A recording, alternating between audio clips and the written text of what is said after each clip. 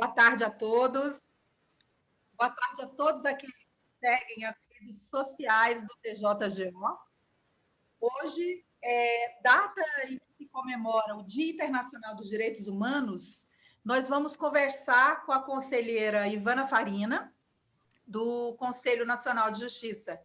Antes de assumir como conselheira do CNJ, cargo que ocupará por 2 anos, doutora Ivana Farina exerceu a função de promotora de justiça nas comarcas de Alexânia, Formoso, Sanclerlândia, Niquelândia, Morrinhos e Goiânia.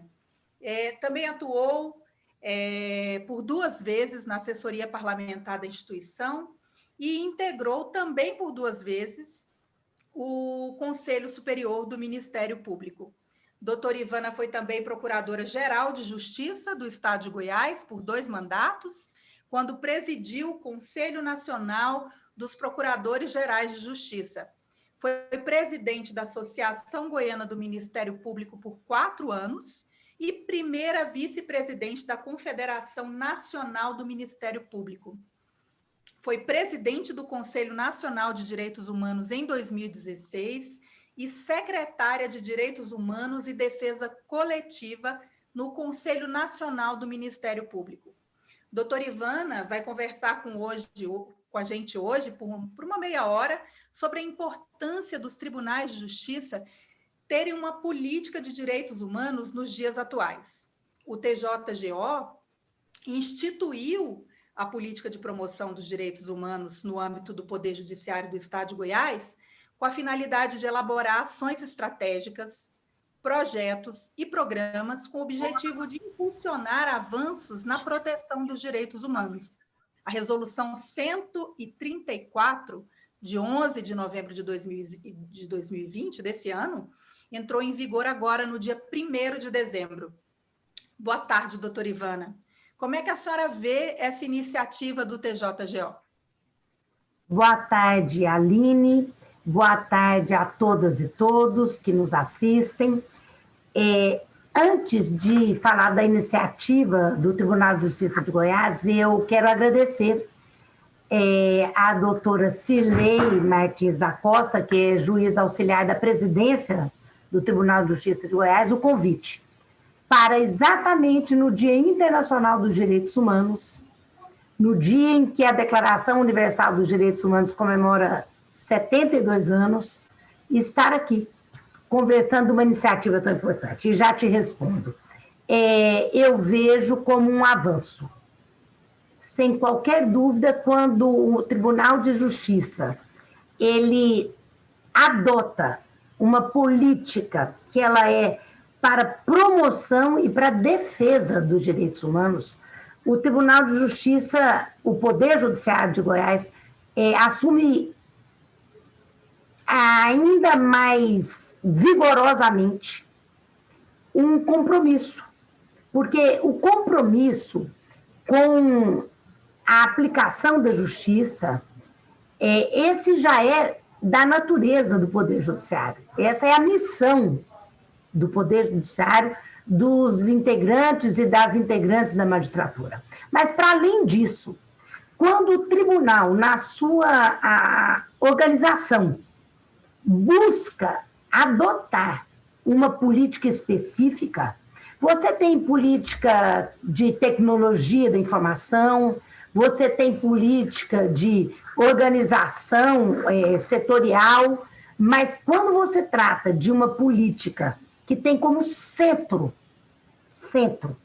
a pessoa humana, você vai estar lidando, então, com a afirmação dos direitos humanos na sua acepção que é ser humano. É importantíssima a iniciativa do tribunal. E interessante que, nos considerandos, se percebe que o tribunal falou de alinhamento estratégico. Então, o tribunal vem numa ação contemporânea, porque hoje um contexto nacional e mundial, sobretudo nestes tempos da pandemia, a necessidade de afirmação dos direitos humanos. Doutora, a resolução do TJGO, a resolução 134, ela cria uma comissão especial dos direitos humanos, né? Essa comissão ela será formada por magistrados, por servidores, mas ela também vai trazer representantes do Ministério Público, da OAB, da Defensoria Pública, Secretaria de Segurança Pública, Asmego e Sindijustiça. Como é que a senhora acha importante, doutora, essa integração de todo o sistema de justiça, unir forças, né, na promoção dessa política institucional? Aline, o próprio nome já diz. O Poder Judiciário, ele está à frente na atividade jurisdicional de um sistema de justiça. E também a Constituição já diz que são funções essenciais à justiça. O Ministério Público, a Defensoria, a Advocacia. Significa, então, que quando uma comissão é instituída e uma política de direitos humanos é estabelecida, não se cogita da ideia de que as ações sejam isoladas. Porque, evidentemente, que o Poder Judiciário recebe tudo aquilo que vem como bandeiras nessa questão de direitos humanos. Se você lida com uma ação coletiva que fala da questão de comunidades tradicionais, de quilombolas, por exemplo, que nós temos em Goiás, você vai ter aqueles que levam essa bandeira até o sistema de justiça.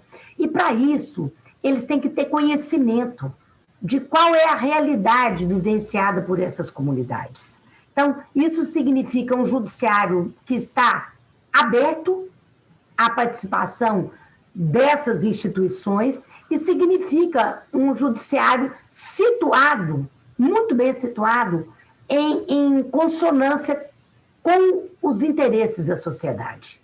Porque a prevalência de direitos humanos, ela é para todas e todos. Para alguns, ela é dever.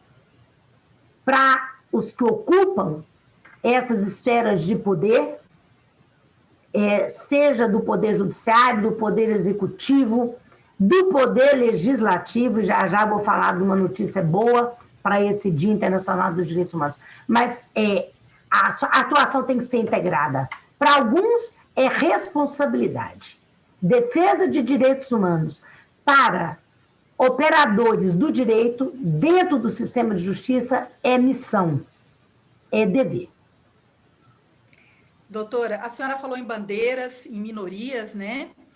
O formato adotado pelo TJGO inclui, além dessa comissão, um subsistema com 6 comitês e comissões, né, para incentivo da participação feminina no Poder Judiciário, equidade e diversidade de gênero, igualdade racial, acessibilidade e inclusão, né, acesso à justiça e comitê de ética. O que a senhora acha desse modelo? Como é que estão essas minorias?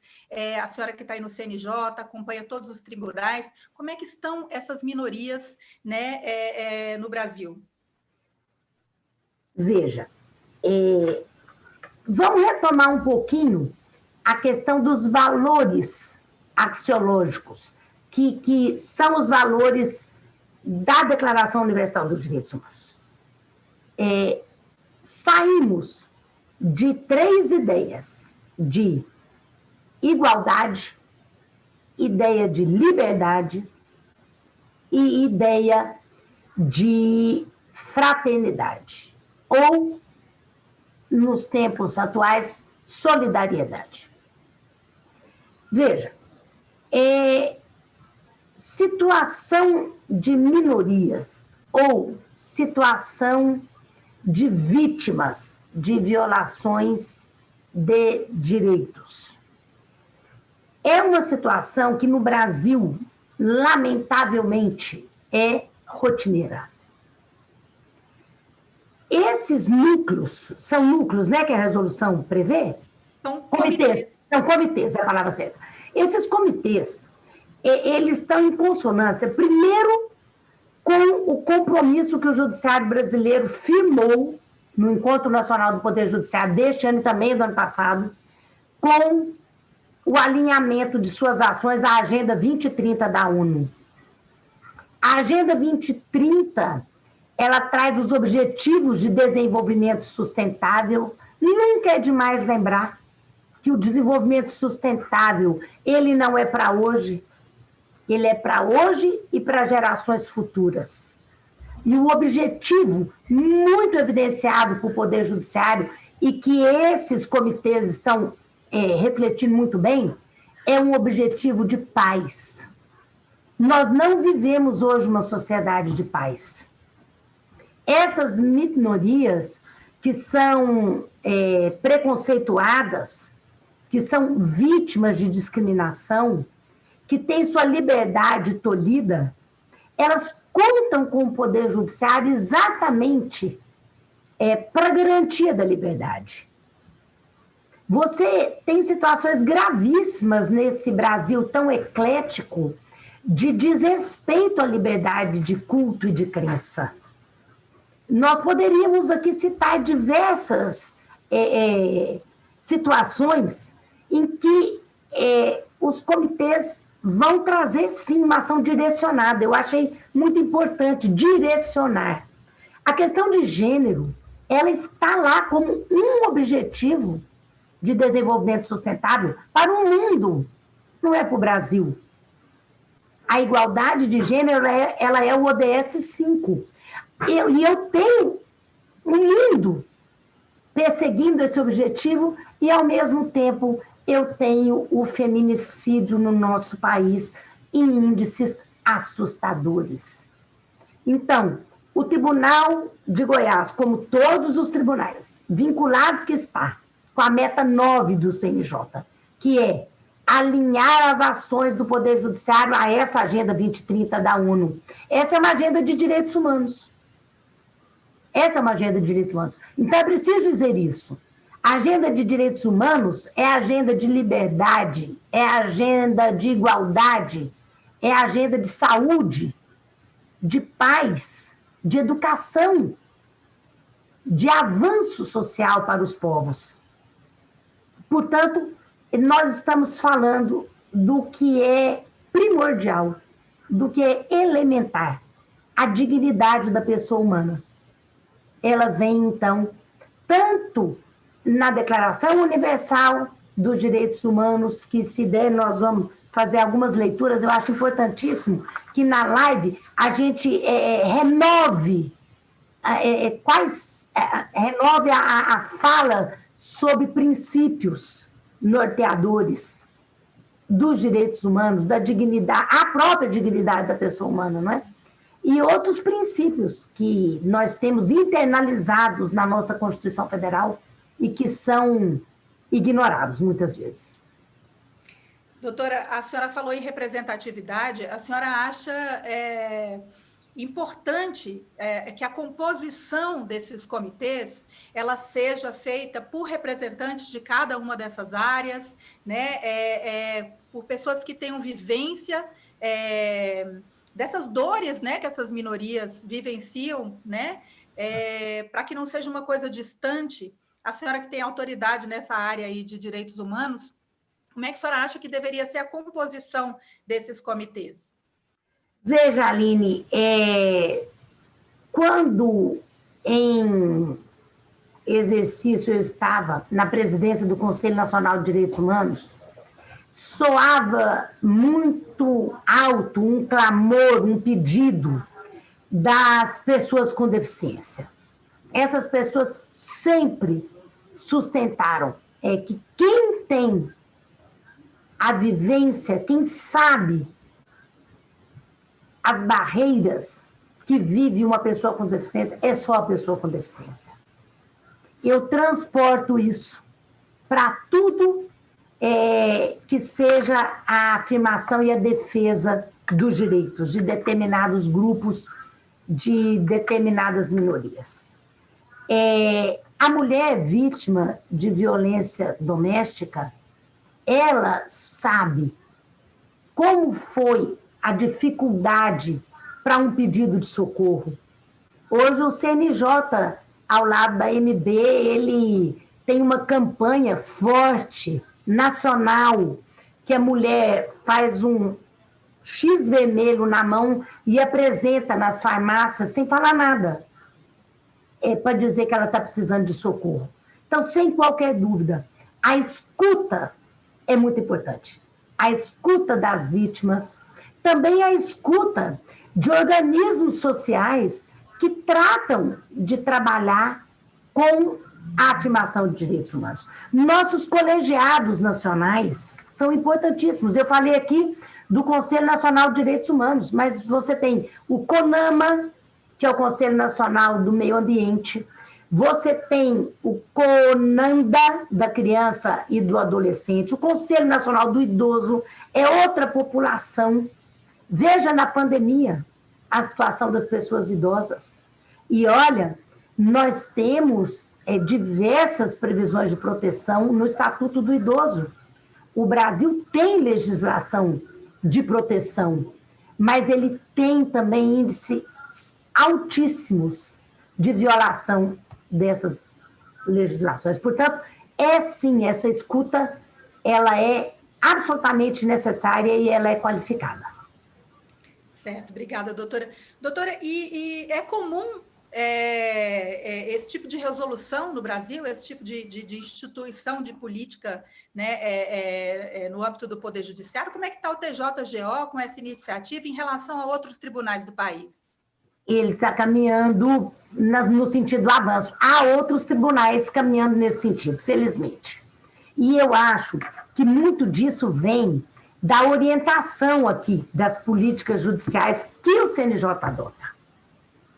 Nós falamos aqui de igualdade de gênero, o CNJ já tem desde 2018 a resolução 255, que trata da maior participação feminina nos quadros do Poder Judiciário, nos quadros da carreira. Por quê?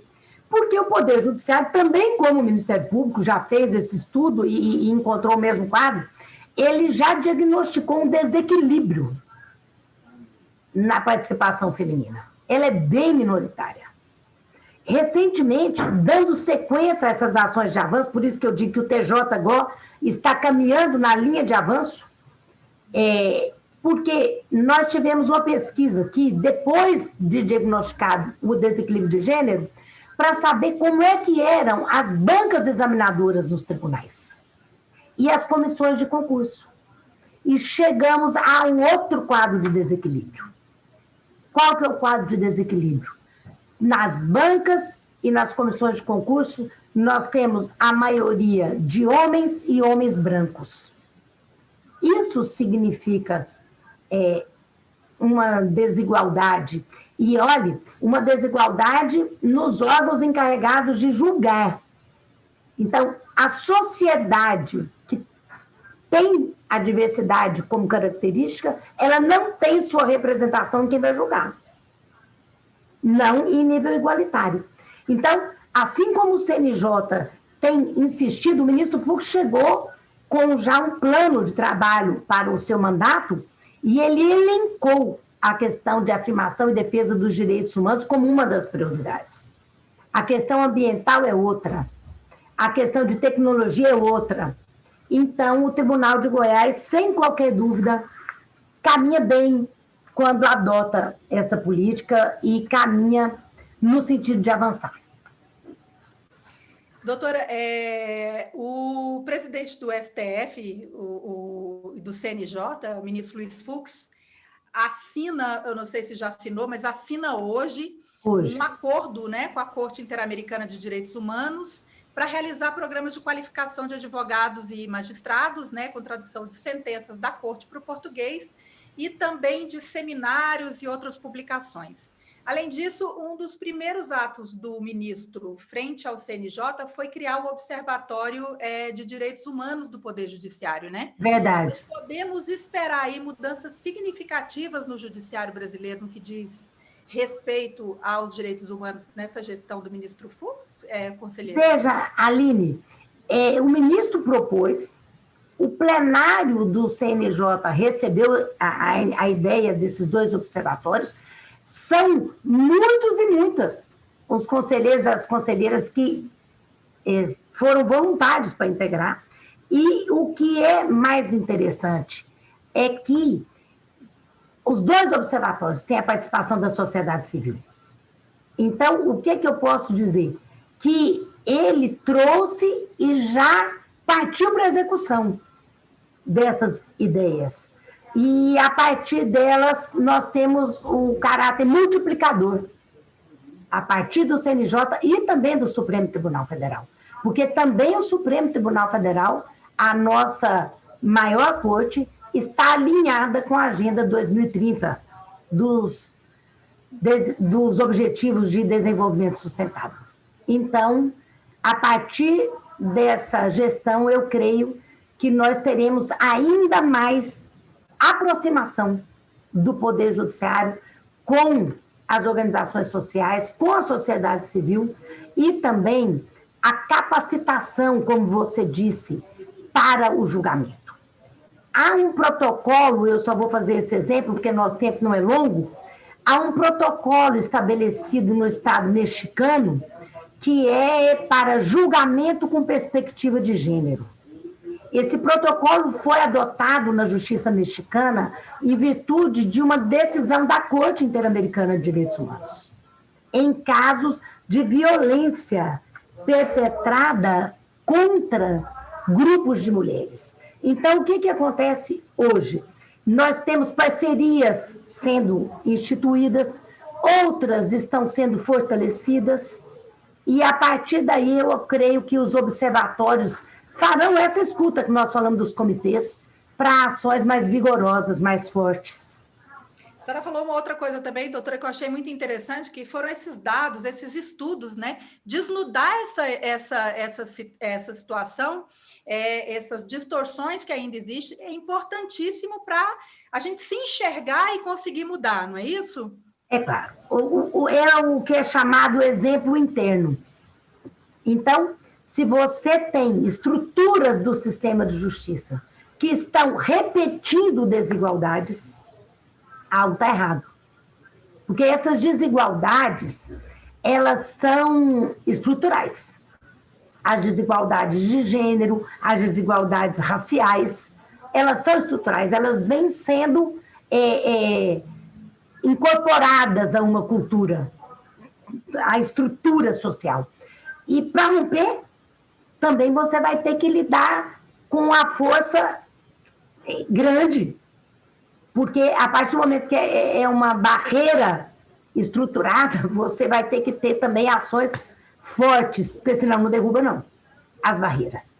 E conhecer, ter esse diagnóstico é importante, não só para o Poder Judiciário, para a carreira da magistratura, mas para que também ela seja vista pela sociedade que tem a diversidade como característica, como aquela carreira que reflete a realidade social. Mulheres e homens brancos, negros, mulheres e homens, não é? Você tem diversas questões aí que trabalham a favor da igualdade, a favor da liberdade. Doutora, durante a sua posse no cargo de conselheira, né, a senhora assumiu em outubro do ano passado, a senhora destacou a defesa dos direitos humanos como uma das principais metas da senhora, né, nesse mandato de 2 anos. O que a senhora já conseguiu fazer? Quais são os seus planos nesse sentido? Muito. Felizmente, nessa realidade que eu te narro aqui do CNJ, primeiro que eu tive a honra e a responsabilidade de ficar à frente dessa resolução 255, que trata do empoderamento. Fizemos a pesquisa, fizemos o webinário para debater a desigualdade e agora, já na pauta do dia 15, a última pauta do ano, teremos a recomendação votada. E eu quero crer que aprovada, para que os tribunais adotem, observem, na formação de comissões de concurso e de bancas examinadoras, a paridade de gênero. De outro lado, eu presido a Comissão Permanente de Sustentabilidade e Acessibilidade. 2 resoluções ali estão em atualização, a 201 e a 230. Nós vamos trabalhar de uma maneira mais forte com a questão de acessibilidade. Eu falei antes das pessoas com deficiência, nós não temos que pensar só em prédios acessíveis. Nós temos que pensar em serviços acessíveis, em justiça acessível. E tudo isso também está em andamento, já tivemos a consulta aos tribunais, estamos na fase final de elaboração desses textos. E, ao mesmo tempo, eu integro um órgão que é colegiado. Então, eu faço parte de outras ações aqui que são colegiadas, não é? Essa comissão que trabalha contra a violência contra a mulher, eu também integro.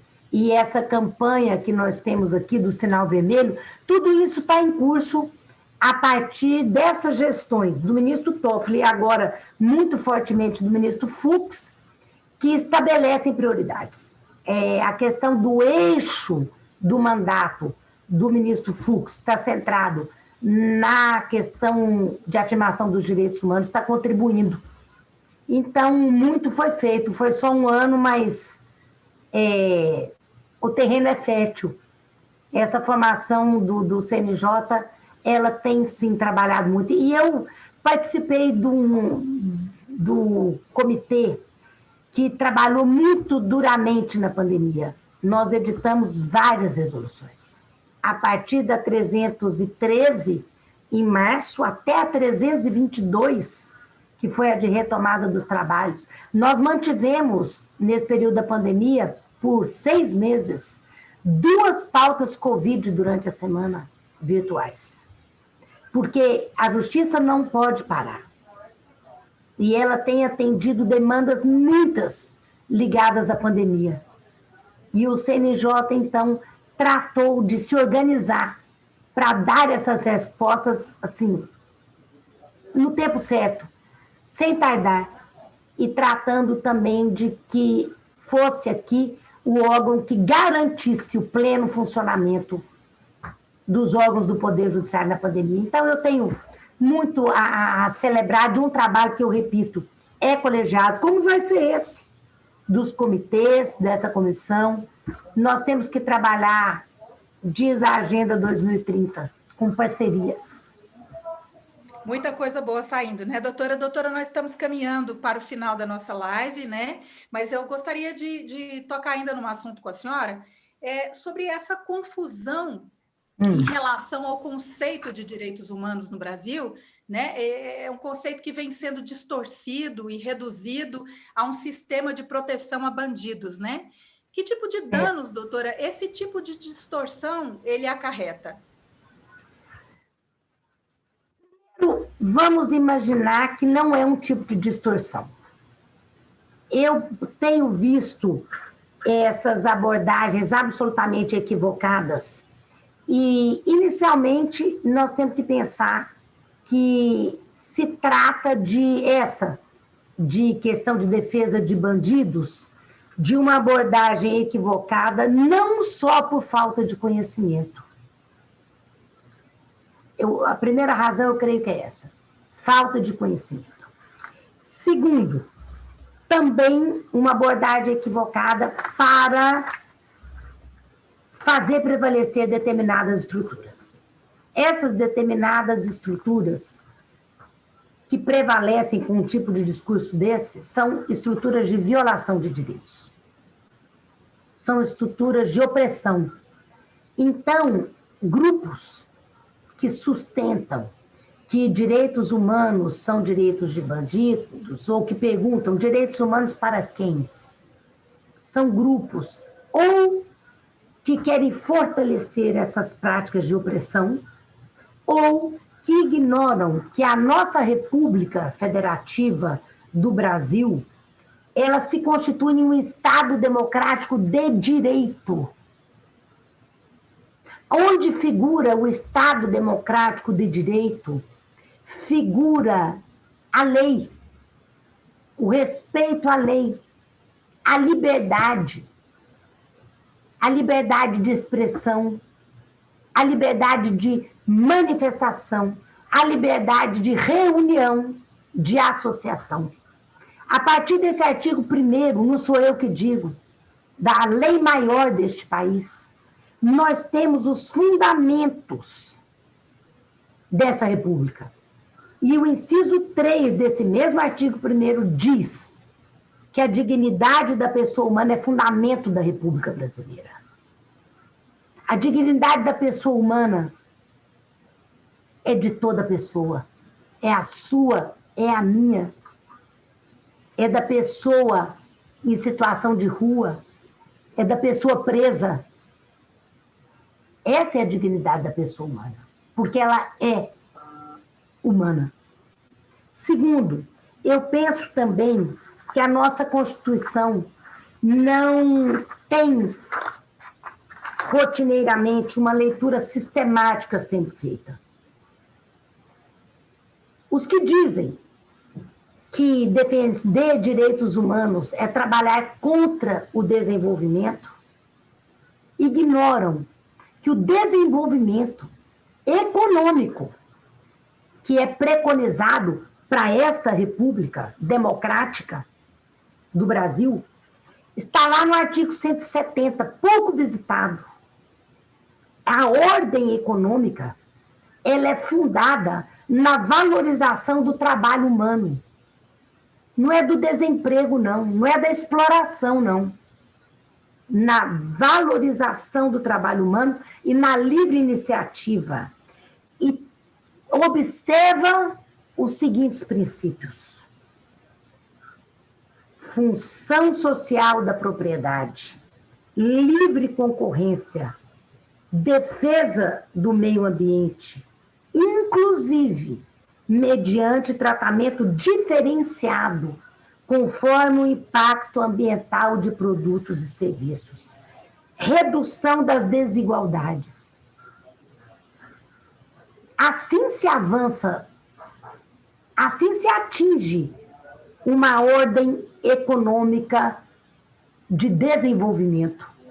Porque o desenvolvimento que serve ao Estado Democrático de Direito é o desenvolvimento que contemple a ordem econômica, mas também a ordem social e também a questão ambiental.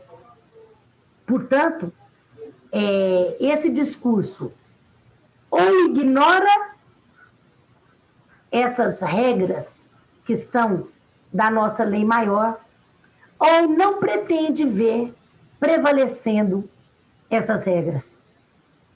Essas da liberdade. São aqueles que chancelam chacinas, mortes como aquela da porta do supermercado Carrefour, chancelam tortura.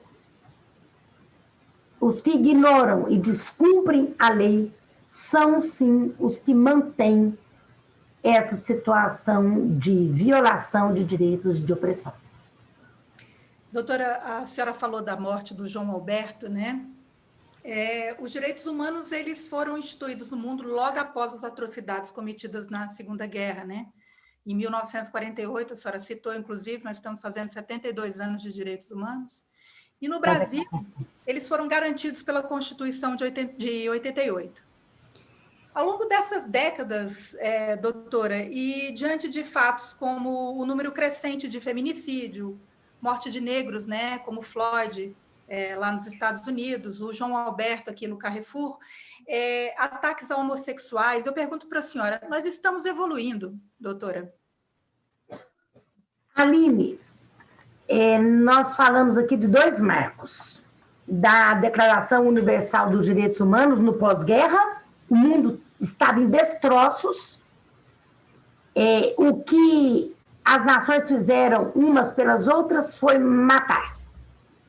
E depois do fim da guerra, as Nações Unidas se reúnem em assembleia e aprovam a Declaração Universal. Esse é o marco. 72 anos atrás.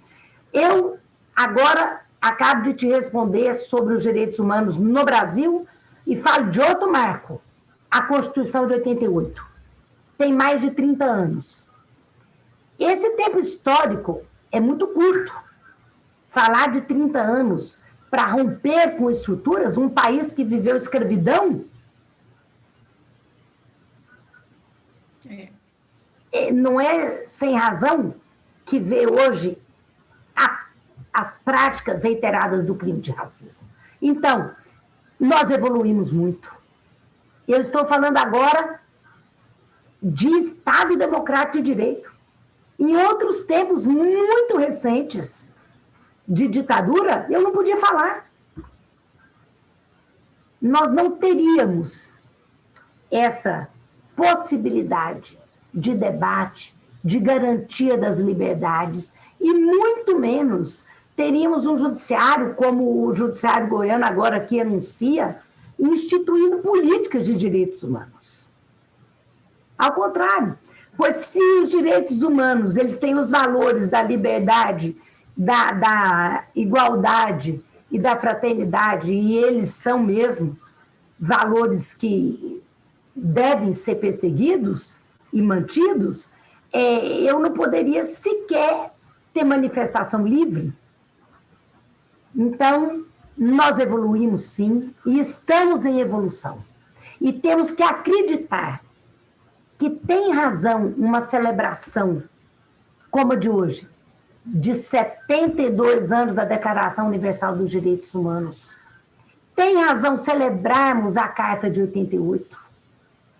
Fazemos cada dia mais forte as regras da Carta de 88.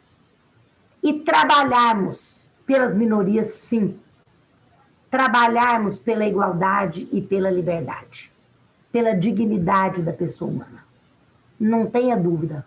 Sua resposta, eu respondo com a boca cheia. Nós não podemos, de acordo com o Pacto de São José da Costa Rica, em matéria de direitos humanos, o que é vedado é o retrocesso. Esse é que é vedado. Doutora, nosso tempo, nós já até ultrapassamos um pouco, né? Peço desculpas, mas a conversa fluiu bem, né? Eu queria só fazer uma última pergunta. A Declaração Universal dos Direitos Humanos afirma, em seu artigo 10, que toda pessoa tem direito, em plena igualdade, a uma justa e pública audiência por parte de um tribunal independente e imparcial para decidir seus direitos e deveres ou fundamento de qualquer acusação criminal contra ela. Diante disso, eu pergunto, qual que é o papel do Poder Judiciário na consolidação de uma política consistente de garantia de direitos humanos? Lorena, o papel é esse. É ser um Poder Judiciário independente e imparcial. E que garanta o direito a julgamentos em igualdade. O papel é esse. E vem de lá a declaração desse direito humano. Direito humano à justiça. A justiça imparcial. A tribunais independentes. Que estão sob o domínio da lei. E já se disse, ninguém acima, ninguém abaixo da lei. O Poder Judiciário que tem essa preocupação, ele certamente estará zelando pela independência e pela imparcialidade. E quando ele se capacita, quando ele institui esses comitês, essas comissões, uma política de direitos humanos, e se capacita, ele julgará melhor. Será um Poder Judiciário mais fortalecido, inclusive pela sociedade. Maravilha. Doutora, para encerrar, eu gostaria de agradecer o tempo e a disposição da senhora, né, que concordou em dividir conosco tanto conhecimento, né? E atendendo a um pedido da senhora, que a gente conversou hoje mais cedo, Nós vamos encerrar esse bate-papo com um clipe sobre os direitos humanos, que reúne a Carol Conká e a Daniela Mercury, né?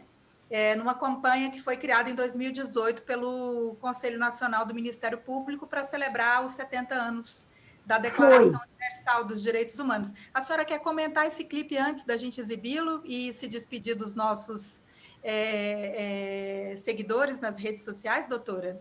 Veja, a ideia do clipe veio quando a então presidente do CNMP, a doutora Raquel Dodge, que foi a primeira mulher procuradora-geral da República, ela instituiu uma Secretaria de Direitos Humanos dentro do CNMP.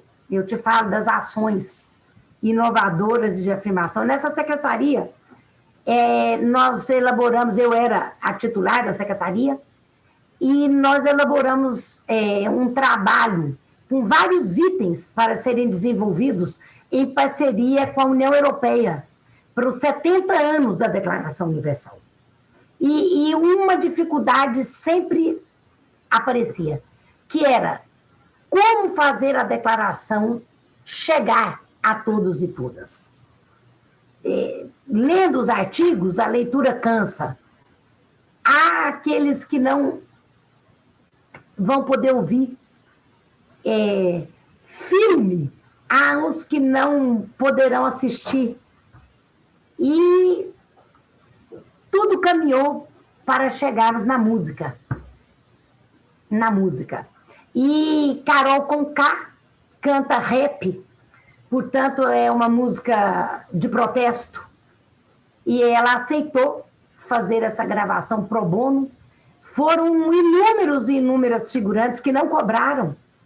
Um trabalho muito pesado. Daniela Mercury também atuou pro bono.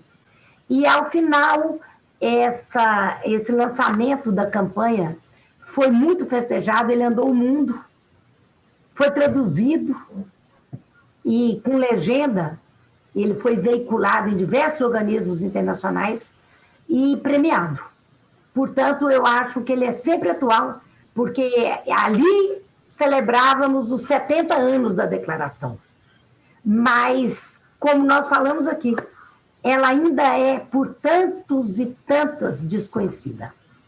E nós devemos levantar alta essa bandeira. Então, eram esses os comentários. Agradeço muito a possibilidade de veicular para quem nos assiste. Foi um prazer enorme conversar com a senhora. Acho que foi muito enriquecedor para todos que estão assistindo. Obrigada demais. Feliz Dia Internacional dos Direitos Humanos. 2 mulheres, né? Celebrando isso. E 2 mulheres, uma live feminina. E parabéns para a doutora Cirlei, que é a autora do convite, também é uma mulher. Sim. Um abraço para a doutora Cirlei. Vamos assistir o clipe, então, gente. A gente encerra a live com esse clipe e com todo agradecimento à doutora Ivana Farina. Vamos ver. Muito obrigada.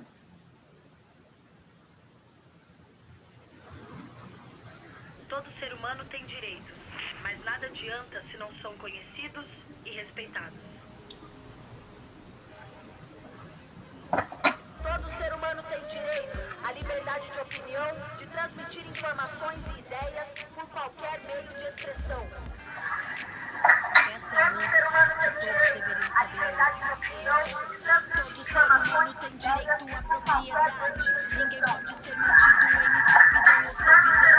Ninguém será submetido a tortura, nem a tratamentos ou castigo cruel. Irmãos, nenhum casamento será válido sem um livre e pleno consentimento.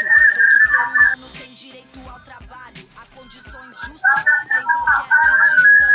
Nossos seres humanos nascem livres e iguais, em dignidade e direitos, sem distinção de raça, cor, sexo, língua, religião, opinião, nem de riqueza, nascimento ou qualquer outra condição.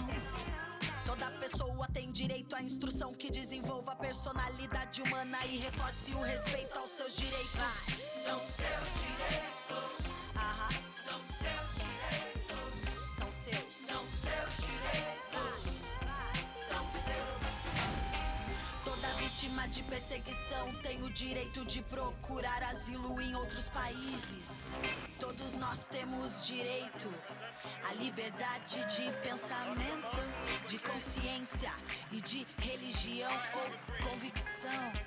Toda pessoa tem direito a recursos contra os atos que violem os direitos fundamentais. Todo ser humano tem direito que sua causa seja julgada por um tribunal independente e imparcial. Ninguém pode ser arbitrariamente preso, detido ou exilado. Todo acusado é inocente até que se prove sua culpa de acordo com a lei.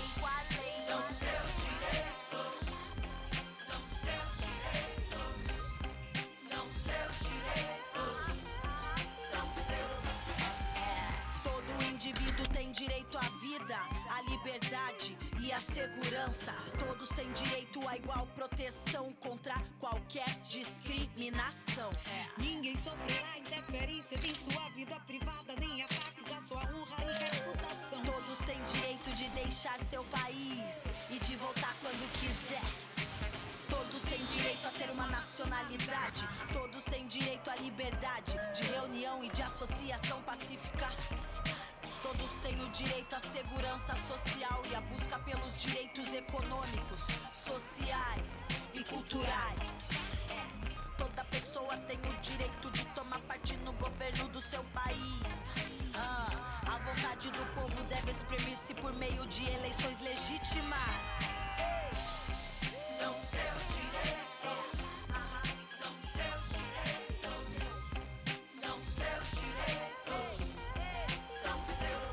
Toda pessoa tem direito ao repouso, ao lazer e a férias periódicas pagas. Todos têm direito a um nível de vida suficiente pra lhe assegurar e assegurar sua família, a saúde e o bem-estar. Tem direito à segurança na velhice, no desemprego, na viuvez, na doença, na invalidez ou em outros casos de perda de meios de subsistência.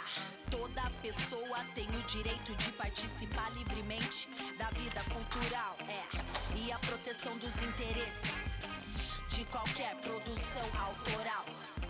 Todo ser humano tem o direito de ser reconhecido perante a lei em todos os lugares. Todos têm deveres para com a comunidade. Toda pessoa tem direito a uma ordem social capaz de tornar efetiva essa declaração. Nenhuma parte dessa declaração pode ser interpretada de maneira a destruir os direitos e liberdades aqui estabelecidos.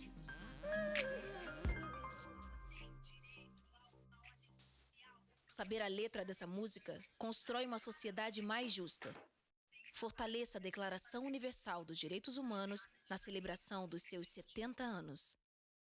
Uma realização do Conselho Nacional do Ministério